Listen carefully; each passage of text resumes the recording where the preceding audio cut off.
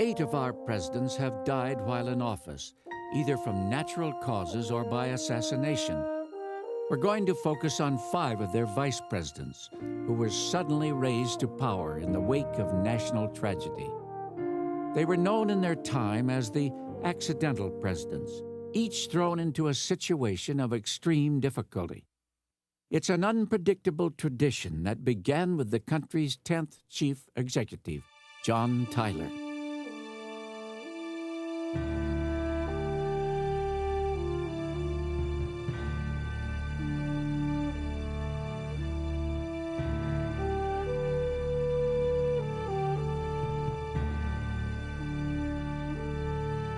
By a deplored event, I was unexpectedly elevated to the presidency.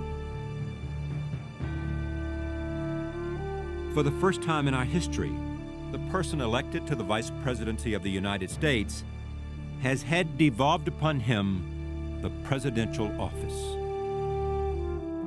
In many ways, John Tyler seemed like a natural for the high office. Raised on a 12,000-acre Virginia plantation, he'd attended William and Mary College, following in the tradition of Jefferson and Monroe. And he went on to become governor of Virginia, just as his father had done. Tall and gaunt, he had a prominent Roman nose which he liked to make fun of. He had a courtly bearing and a silvery voice which he frequently utilized for impassioned oratory. It led him to Congress and then the Senate, where he switched parties and became a Whig.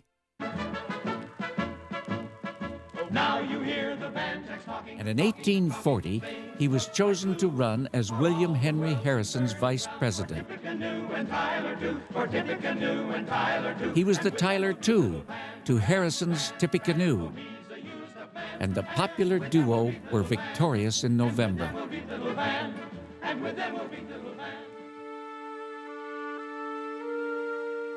Just 1 month after Harrison's inauguration, John Tyler was awakened at his home in Williamsburg, Virginia, with a message that the president was dead. Now, after 52 years of nationhood and 9 presidents, the question of presidential succession would have to be faced. But interpreting the Constitution on the subject was confusing, and it was unclear whether the vice president was to assume the office itself with all its powers or merely to serve as a temporary fill-in. I am under Providence made the instrument of a new test, which is for the first time to be applied to our institutions. When Tyler reached Washington on the following morning, he found he was being called the vice president, acting as president, and his accidency. And when he summoned Harrison's cabinet to meet with him at Brown's Hotel, he was told that all administration matters would have to be approved by them. But the cabinet members were not counting on what Tyler said next. I am very glad to have in my cabinet such able statesmen as you, but I can never consent to being dictated to as to what I shall or shall not do. I am the president. When you think otherwise, your resignations will be accepted. Caught off guard by his bold stance, one after another the cabinet members backed down. John Tyler had claimed the presidency itself with all its powers, and soon afterwards he was officially sworn into office. By assuming the office, by declaring he'd assumed it, by swearing the president's oath to preserve and defend the Constitution, and actually by delivering an inaugural address. Mr. Tyler went whole hog. He did the whole thing. And this took lots of people aback, but there wasn't anything they could do about it. I think it was a good precedent, a necessary precedent, and I think Tyler's to be congratulated on his decision, on his action. Despite his strong assertion of executive authority, from the outset, Tyler's presidency came under fire. Refusing to subordinate himself to Congress, he vetoed a series of important Whig bills and was called a traitor to the party. Just 4 months into his administration, 5 of his 6 cabinet members resigned in protest. And when he immediately replaced them with men he believed would be more loyal, the congressional Whig leaders formally expelled him from the party ranks. From the moment of my assuming the helm, my ship was tempest-tossed. A vice president who succeeds to the presidency in this way has no party at his heels to sustain his measures. To make matters worse, his wife Letitia died a year later, leaving Tyler also with the distinction of being the first president to become a widower while in office. But it wasn't long before Tyler became interested in Julia Gardner, a wealthy New Yorker 30 years his junior. The two were together during a weapon demonstration aboard the Navy's newest vessel, the Princeton, when a bow gun exploded, killing Tyler's Secretary of State, the Secretary of the Navy, and Julia's father.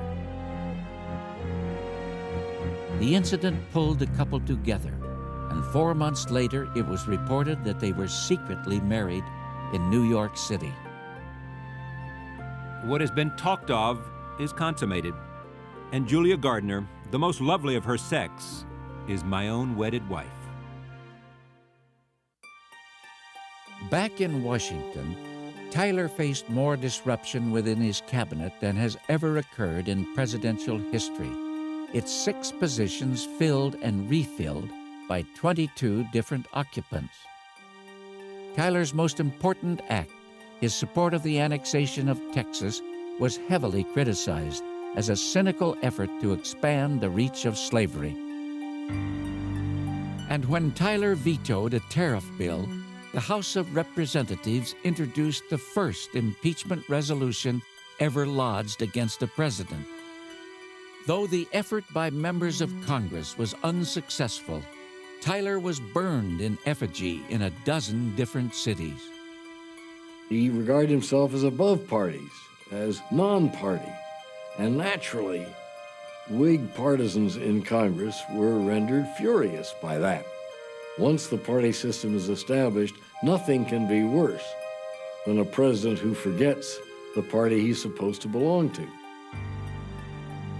I have been so rudely buffeted by the waves of party politics that I sigh for the quiet of my country residence. I look most anxiously to when my connection with political life will expire.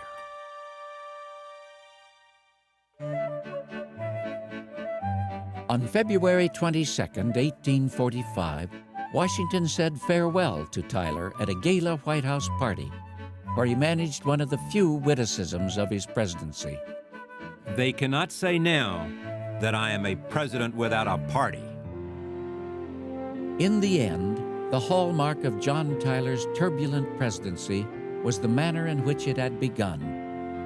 Stubborn and uncompromising, he had permanently established the pattern of vice presidential succession, a tradition which would forever after be known as the Tyler precedent. A president elected by the people comes into office at the head of a triumphant party. Not so, however, with a vice president who succeeds to the presidency by the demise of the president. I had to follow the lights of my own judgment.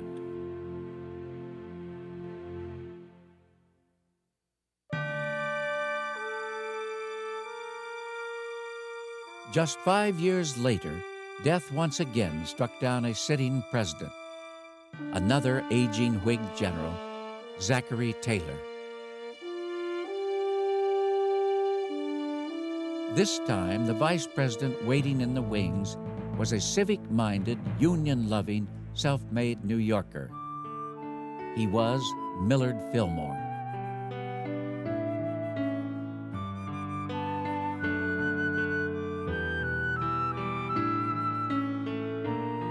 I was called to the executive chair by a bereavement, which shrouded the nation in mourning. However much I may be oppressed by the discharge of the duties, I dare not shrink from them. All his life, Millard Fillmore had driven himself to succeed in everything he attempted. As a young man, he had fought his way out of dire poverty in western New York State. He became a respected lawyer, New York State Comptroller, and then a U.S. Congressman.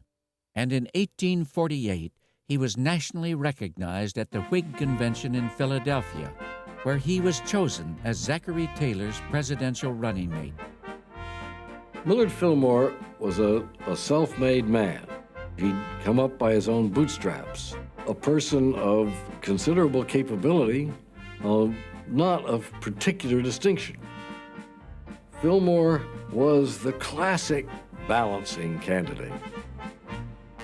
I don't think he would ever have occurred to the Whigs as a presidential candidate. He was, in that sense, the classical vice president we think of, who has nothing to do but sit there in case the president should die.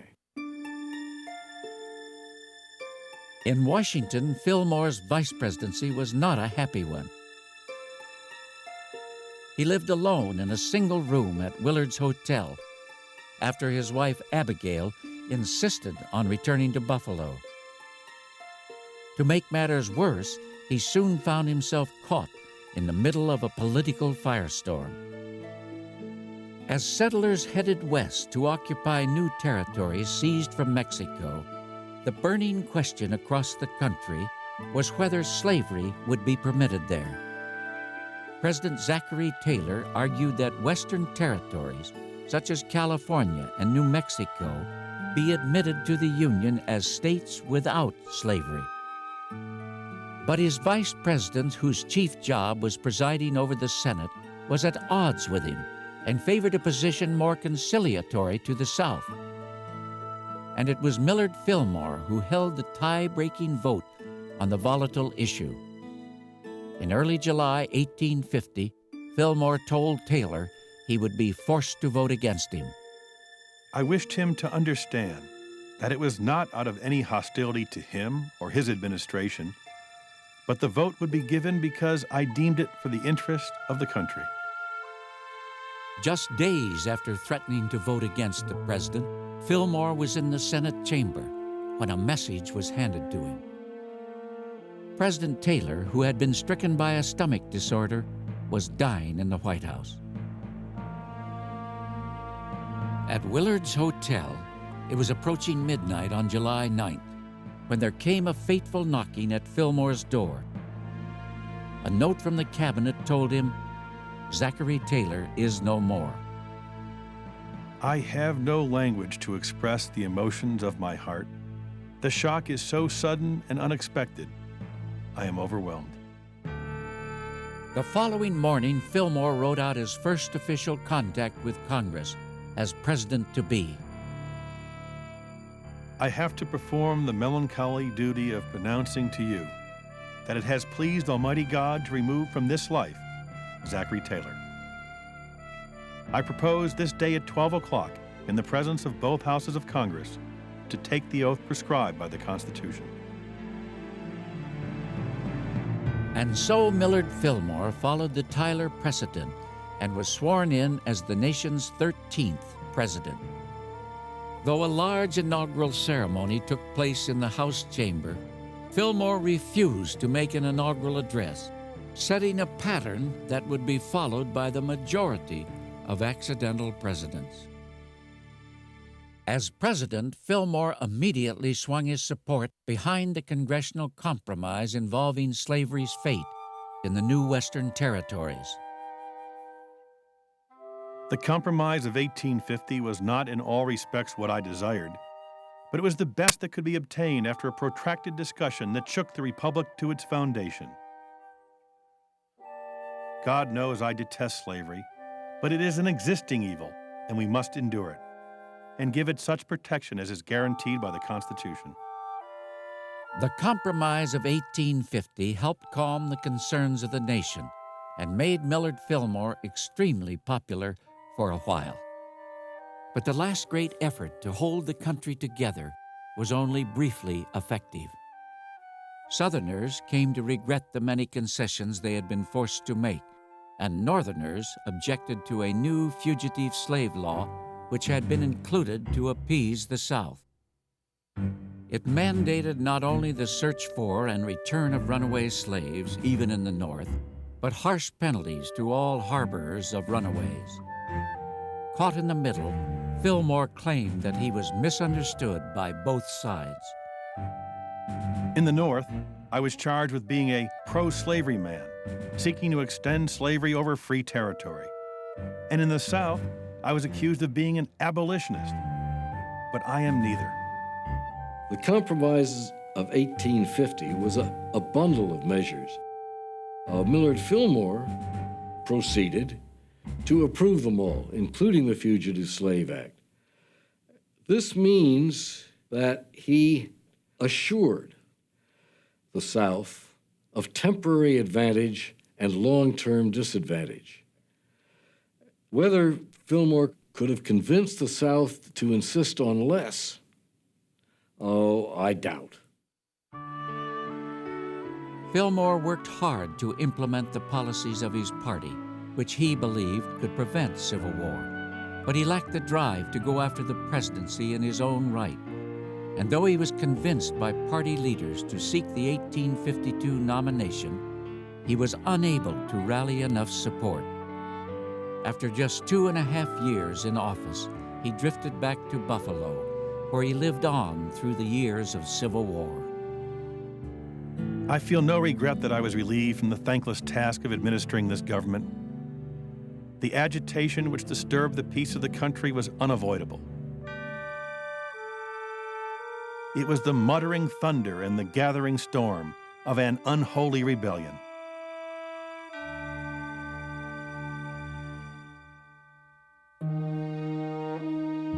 "12 years later, following the Civil War and the assassination of Abraham Lincoln, the vice president who assumed office was a stubborn white supremacist.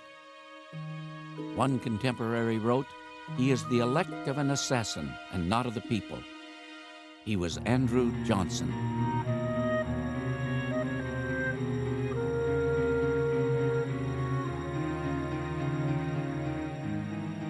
An inscrutable providence saw proper to remove Lincoln from this to, I trust, a better world, and I came into his place. This is a country for white men, and by God, as long as I am president, it shall be a government for white men. One can't imagine anything worse than the circumstances under which Johnson, the first Johnson, took office. The only thing sort of comparable is the circumstances under which the second Johnson took office, but I think the first Johnson had it even worse. Andrew Johnson was a man of considerable talent, but uncertain temperament and uncertain temper, and very limited capacity to hold his liquor. And the combination meant that he was constantly getting inflamed, constantly getting angry, constantly feeling abused, persecuted, with the need to strike out. It was not a good temperament for the situation he faced.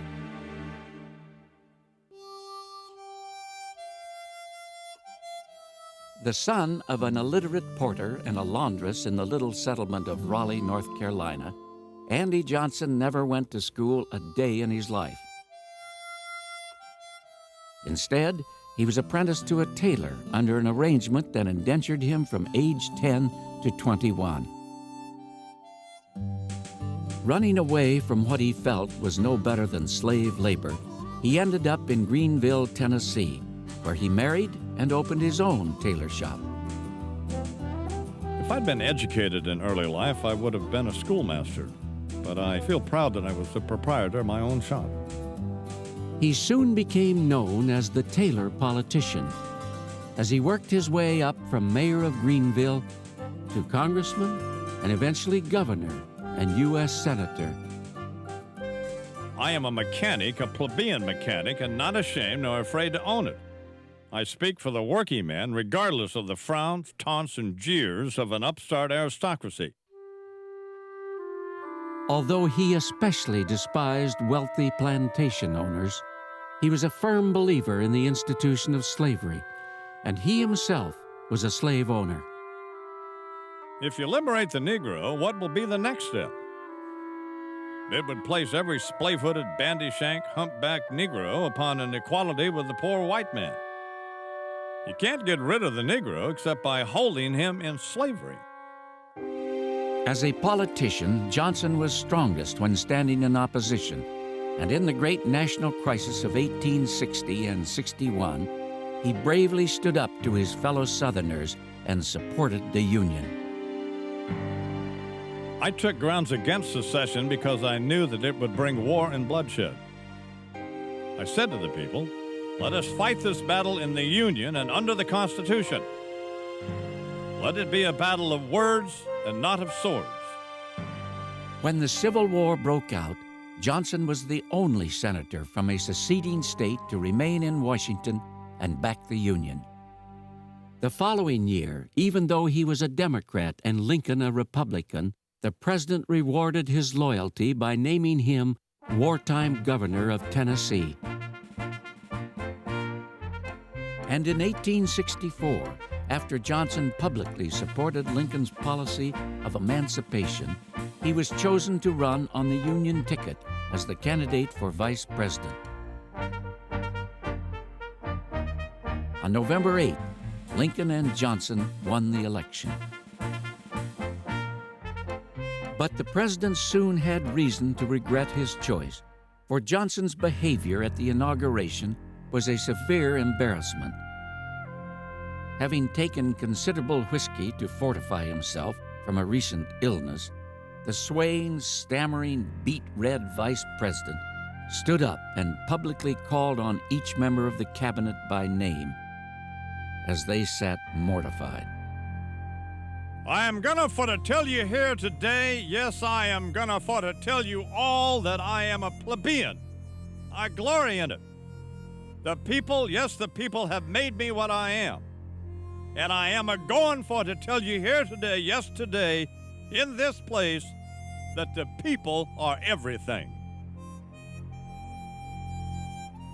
To think, proclaimed an editorial in the New York World, that one frail life stands between this insolent, clownish creature and the presidency.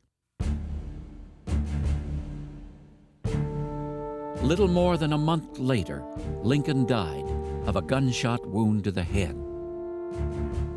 And the 56-year-old Democrat from Tennessee was sworn in as the 17th president.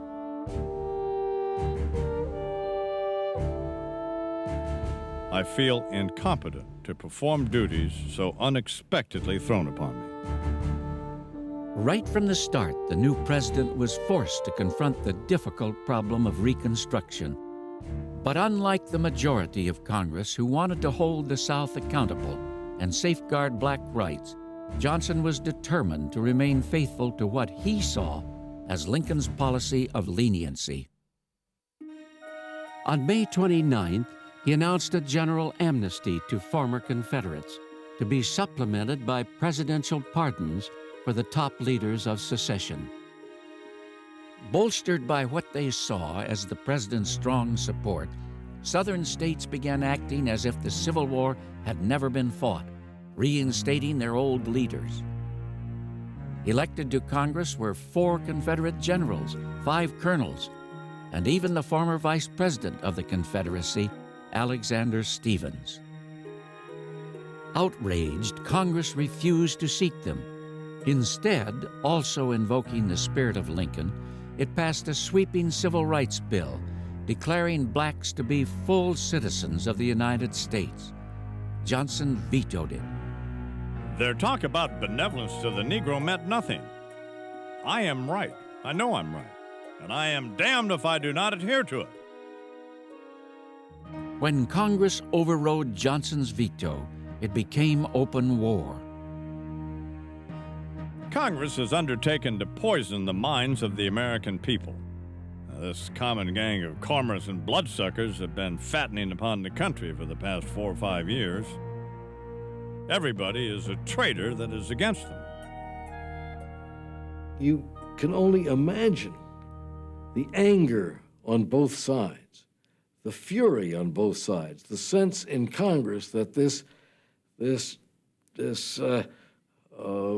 no-good little Democrat, short of stature, prone to drink, was going to deprive these Northerners of their just imposition on the South. The opposition to the president was absolutely unbounded and unrestrained. And his manner and his paranoia only fueled it. With Congress taking full control of Reconstruction, Johnson was virtually ignored, referred to by one observer as the dead dog of the White House. In March 1867, to further constrain him, Congress passed the Tenure of Office Act, forbidding the president to dismiss his top officials without the Senate's concurrence. In defiance, Johnson ignored the law and fired Edwin Stanton, the Secretary of War, claiming he was disloyal. Republicans insisted Johnson had committed a convictable crime, and the following year, the House of Representatives voted to impeach. Impeachment of me for violating the Constitution? Damn them. Have I not been struggling ever since I have been in this chair to uphold the Constitution which they trample underfoot?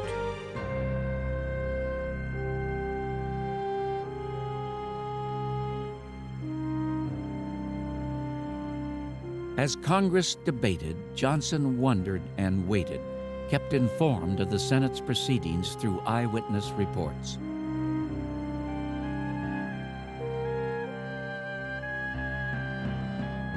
After more than a month, the day of decision arrived.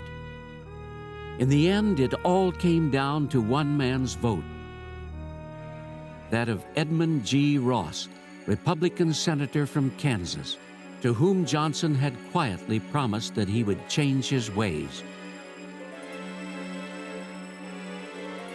Not guilty, Ross intoned. The news was run by foot to the White House, where on hearing it, the president wept. So one single vote saved him from being the first president removed from office for high crimes and misdemeanors, at least up to the time of Mr. Nixon's resignation. Historians have generally seen the first President Johnson's administration as a low point in presidential history. Now, the Senate didn't convict him, but he was left in a crippled state and an isolated state as president for the months of his remaining term. In November 1868, General Ulysses S. Grant was elected president. And 4 months later, Johnson returned to Tennessee. I have performed my duty to my God, my country, and my family. I have nothing to fear. 5 years later, in an attempt to restore his reputation, Andrew Johnson ran for a seat in the U.S. Senate. When news of his victory reached him in Tennessee, making him the only former president ever to be elected to the Senate, the old fighter grew emotional. I'd rather have this information than to learn that I had been elected President of the United States. Thank God for the vindication.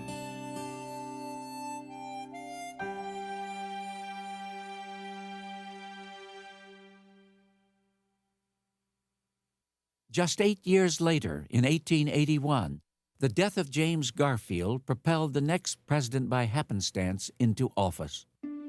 He was a man many considered the epitome of corrupt politics, Chester Arthur.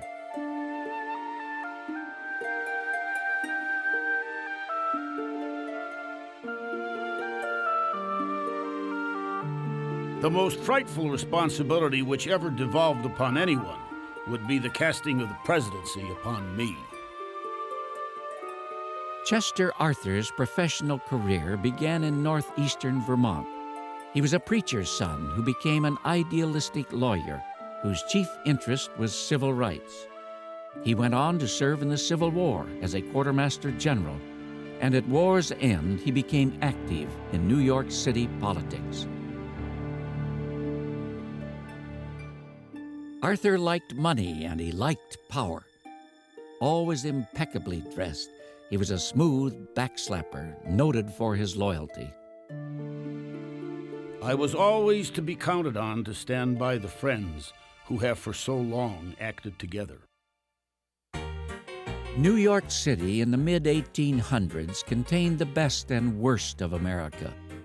Sprawling, energetic, immensely creative, it was also dirty and crime-ridden and riddled with corruption. And no place more so than New York's infamous waterfront and the offices that Chester Arthur came to fill.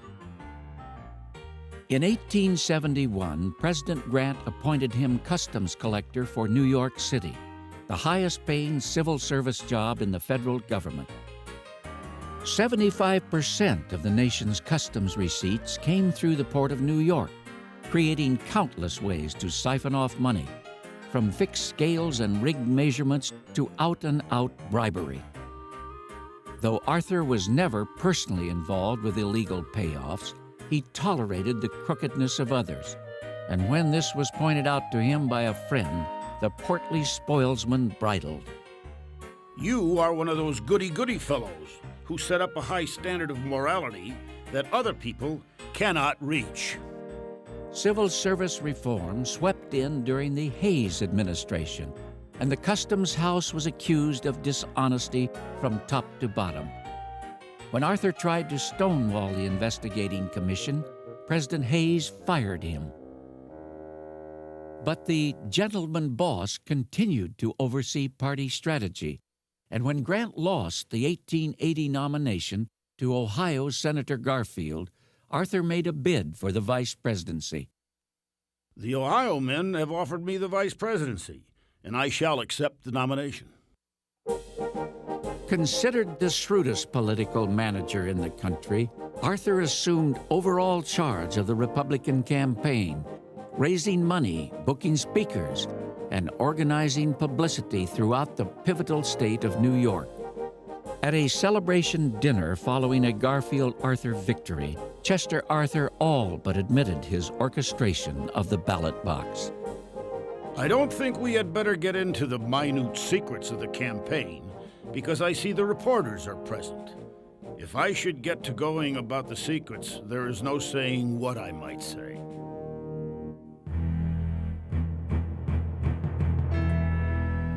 Just 3 months into his term, President Garfield was shot by an assassin who claimed he did it to get Arthur into the White House. As rumors spread that Arthur had hired the assassin, a wave of panic swept across the nation. Though there was no truth to the rumors, Arthur avoided the press as the president hovered between life and death. What can I say? What is there to be said by me? I am overwhelmed with grief. When President Garfield was shot, he lingered for 80 days, unable to perform most functions of his office. But the vice president, of course, could perform no functions. Nothing had been done about disability. The word wasn't even used or understood in those days. The issue had not previously arisen. So neither man was in position to perform the functions of the presidency. On September 19, 1881, a messenger brought Arthur the news of Garfield's death. Alone in his home in New York City, with his face buried in his hands, Arthur wept.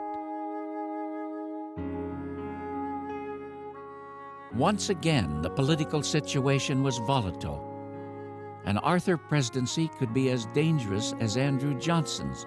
So different was he from James Garfield. But determined to take the high road as president, Arthur made the decision to put aside his past and permanently distance himself from his old cronies. Unlike Fillmore or Johnson, he delivered an inaugural address designed to prove the seriousness with which he took his new position. I think what happened to Chester Arthur when he became president was best described by a wise civil servant who once said, "Where you stand depends on where you sit." He needed to seem different in the presidency since he'd been a controversial character as a spoilsman in New York. Therefore, he did the natural thing that an intelligent politician would do. He became a champion of civil service reform. And this, quote, transformation, unquote, made him very popular. In addition to signing the Civil Service Act of 1883, Arthur argued for the establishment of a government for Alaska, for decent housing for the Library of Congress, and for a line-item veto. He championed naval development, and he received praise for his sometimes courageous vetoes. And he took interest in the West, in particular the country's natural resources. The conditions of the forests of the country and the wasteful manner in which their destruction is taking place give cause for serious apprehension. Bored by endless desk work and by matters of state, he began to live for his time off and for his vacations, which he spent fishing or cruising on the presidential yacht. And he wouldn't tolerate any intrusions by the press. I may be President of the United States, but my private life is nobody's damn business. Hidden from the public at Arthur's insistence was the fact that he was suffering from Bright's disease, a fatal kidney ailment which produced lethargy and depression. Diagnosed in his second year in office, the illness increased Arthur's distaste for the presidency and led him to oppose his own renomination. I have been so ill that I have hardly been able to dispose of the business before me.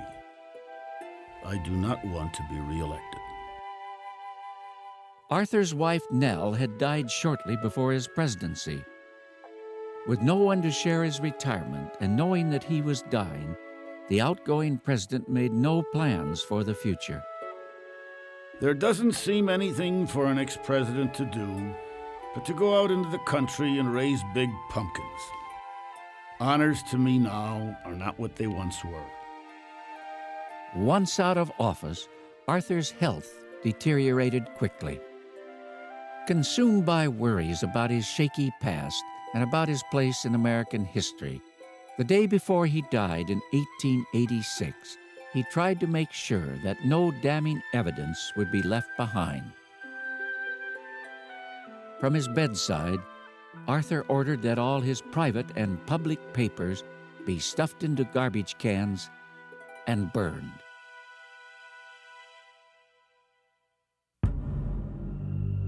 "16 years after Chester Arthur, Vice President Theodore Roosevelt was propelled into the office after the assassination of William McKinley.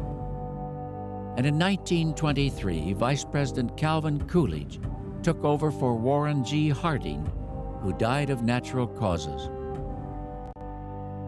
Then, in 1945, the country's 7th president by happenstance replaced FDR. He was an outspoken Midwesterner known as Give 'em Hell Harry.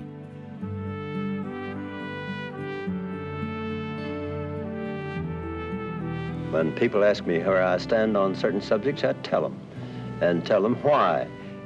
And they used to charge me with giving them hell. I wasn't giving them hell. I was only telling the truth on them, and they thought it was hell because they'd been lying. Harry Truman was a really wonderful character. He believed in the United States with a belief that no contemporaries could quite understand. I think he profoundly believed, without ever articulating it, that nothing fundamentally bad could happen to this country. That was a 19th century belief from a Midwestern optimist. I was born and raised in western Missouri. Lived most of my life in Jackson County, Missouri, all but 1 year. I come from a religious family, and we believe there's an efficacy of prayer. It's awful hard to live up to those things, but if a man comes as near it as he possibly can, he usually makes a good citizen. Except for a few years when he served as a bank clerk, Harry Truman worked on the family farm until he was 30 years old. He tried his hand at a series of speculative ventures, but failed at everything he attempted. Those who knew him said that these repeated business failures left him with an inner anger that he never really lost. By 1918, Truman was swept into World War I. Serving overseas as a combat artillery captain, he emerged a war hero and returned home the following year a more confident man. The first thing he did was marry his longtime sweetheart, Bess Wallace. And to make a living, he became a shopkeeper in Kansas City. I decided to open a men's furnishing store on West 12th Street, and did, and I went busted as one of the little businessmen. Never forgot it. Truman said his final failure in business left him utterly broke and convinced him to try his luck in politics. Backed by the notorious and powerful boss Tom Pendergast, Truman was elected to a series of increasingly important county offices. And by 1934, he was elected to the U.S. Senate. Serving 2 terms, he became one of the most popular and powerful men in Washington. And at the Democratic National Convention in 1944, he was selected to be President Roosevelt's running mate. And I expect to help shorten the war and win the peace under the direction of our great leader, Franklin D. Roosevelt. The Roosevelt-Truman ticket swept to victory in the 1944 election. I was hoping that when I got through with that term as vice president, I could go back to the Senate. But it didn't happen that way. Just 7 weeks into his term, President Roosevelt collapsed and died. An insecure and unprepared Harry Truman was immediately sworn into office.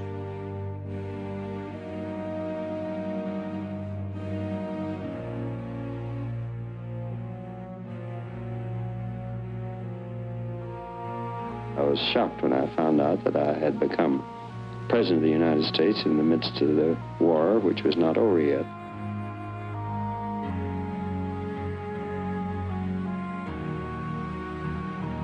And it was overwhelming almost to step right in and take charge of a situation with which I was not completely and entirely familiar.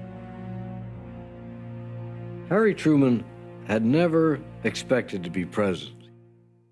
He'd never been ambitious to be president. He'd never run for the presidency or even thought about running for the presidency. And there he was, all of a sudden, president. A huge world war still on. Atomic weapons in the last stage of development, although he didn't know anything about that. But he also was completely candid with the press in saying, I felt like the moon and stars fell on me when Roosevelt died. You've got to help me. It's like a load of hay falling on me. Those were fine, honest, deeply felt sentiments, but they sent the wrong image to the country. And he suffered from that all through his first term. Germany surrendered shortly after Truman took office, and the president put all his attention on the Pacific, where the war against Japan was taking a terrible toll. It was then he decided that if necessary, he was willing to use the newly developed atomic bomb. I had no qualms about using it because when you have the weapon that'll win the war, you'd be foolish if you didn't use it. Let there be no mistake. We shall completely destroy Japan's power to make war. If they do not now accept our terms, they may expect a rain of ruin from the air, the like of which has never been seen on this earth.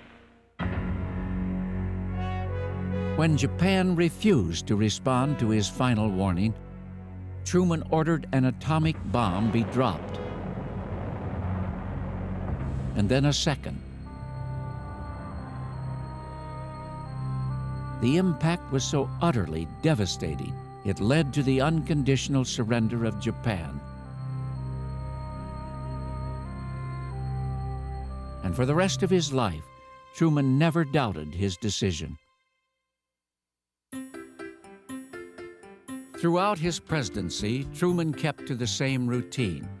He awoke at 5 a.m. and began the day with morning exercise, usually a 1 or 2 mile walk around the streets of Washington.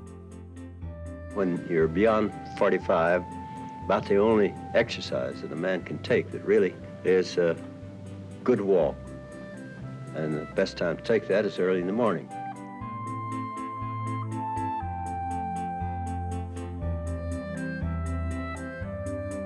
I take plenty of rest, always sleep well, don't eat very much. What I do eat, Mrs. Truman sees to it that it's the right thing. And so I've always had very good health.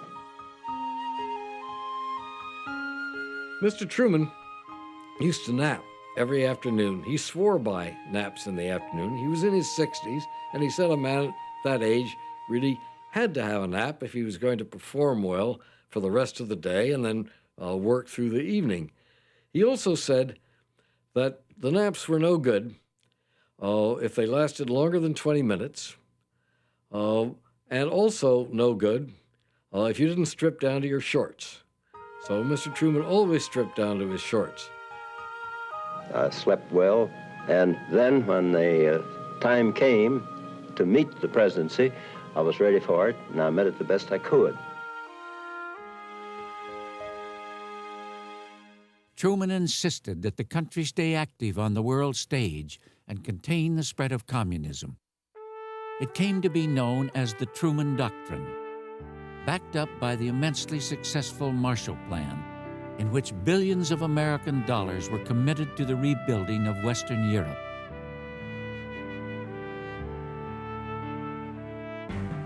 But it was also the start of the Cold War and of a nuclear arms race with the Soviet Union. And as foreign dangers multiplied, Truman's presidency came under increasing attack. Following stunning defeats for congressional Democrats in 1946, Truman's popularity dropped so low he was urged by his party not to run in the next presidential election. He seemed destined to fade away in much the same way as had all his 19th century predecessors by happenstance. But Truman refused to allow himself to be submerged.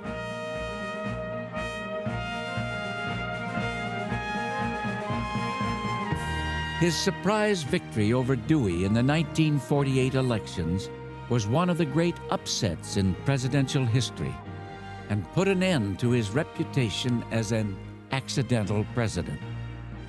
It's something of a rule of thumb. If you get 2 terms, you get a chapter in the history book. If you only get 1 term, you only get a few paragraphs. It's unfair, but true. Truman was a 2-term president. It gives him more weight than his predecessors by succession have had. And that's ironic. His 2nd term was dominated by the Korean War, which both abetted and was made worse by the eruption of McCarthyism. And those things shadowed Truman's 2nd term. By 1951, his standing in the Gallup poll was down to 23%, 4 points below Nixon's low before his resignation. Yet, having had a second term, makes a great difference in his stature in the country. Actually, it was in his first term that all the memorable things we choose to remember got done. On March 29, 1952, as the war in Korea dragged on, Truman surprised the nation and announced that he would not seek another term in office. I do not feel that it is my duty to spend another 4 years in the White House.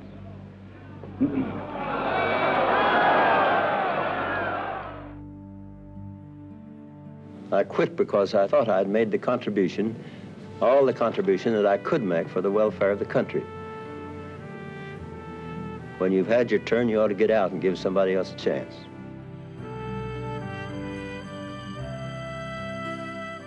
When Harry Truman returned home to Independence, Missouri, he took genuine pleasure in the fact that he was once again an ordinary citizen.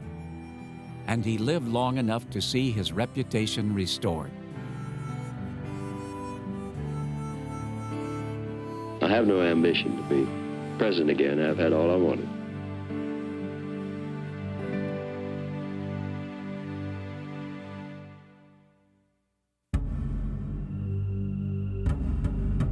The role of the vice president changed dramatically after the Truman experience.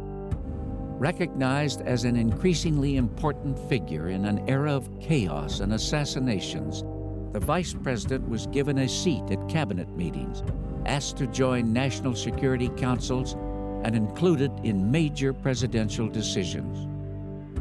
Our history is such that everybody ought to remember how often presidents disappear while in office and vice presidents succeed, but we don't. It's not our habit to do so. And we always are unprepared for it.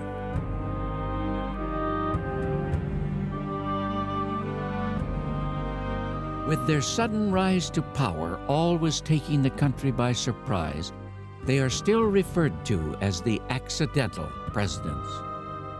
And though they inherit all the power and responsibility of the high office, they rarely inherit their predecessors' popularity. But if being president by happenstance can be a terrible burden, it also provides an essential continuity. The smooth transfer of power, especially after the unexpected departure of a president, has been a key to the nation's political stability.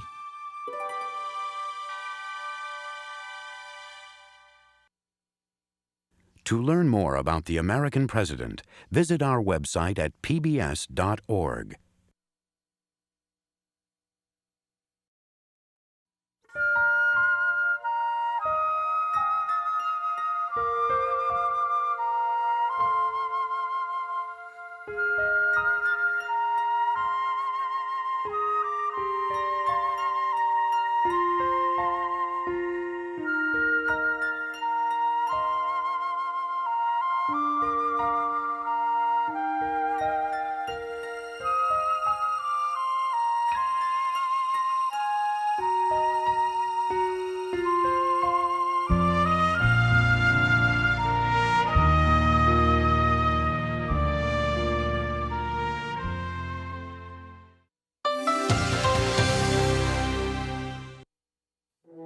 They led by following their conscience. They championed the greater good.